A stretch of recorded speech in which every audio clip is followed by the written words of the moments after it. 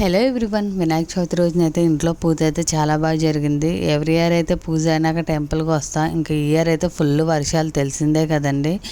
ఇంకా అందుకనైతే టెంపుల్కి అవ్వలేదు. ఇంకా 4th డే వచ్చేసి మా ఊర్లో ఊరేగింపు జరుగుతుంది. సో ఇంకా ఆ రోజు అయితే దర్శనానికి అయితే వచ్చామండి.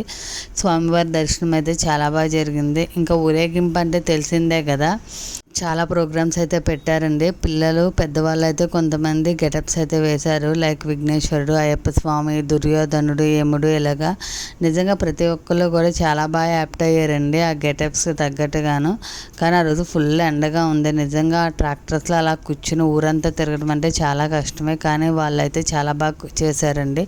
చాలా ఓపికగా కూర్చున్నారు. నైట్ 9 అయిపోయింది అనుకుంటా నాకు తెలిసి. ఇంకా అప్పుడైతే ఇంకా స్టాప్ చేస్తారు వాళ్ళనైతేను. సో అప్పటి వరకు అయితే అలానే కూర్చున్నారు. ఇంకా బ్యాండ్ అవి కూడా అయితే చాలా బాగున్నాయండి. ఇది వచ్చేసి దేవుడి బండి. ముందు అయితే పచ్చిపూలతో అయితే చేయించారండి. వెనక ఇక్కడ అంతా కూడా సెటప్ అన్ని ఇందులో అయితే స్వామివారిని పెట్టారు. ఊరేగింపు కూడా చాలా బాగా జరిగిందండి. Please subscribe my channel. Thank you.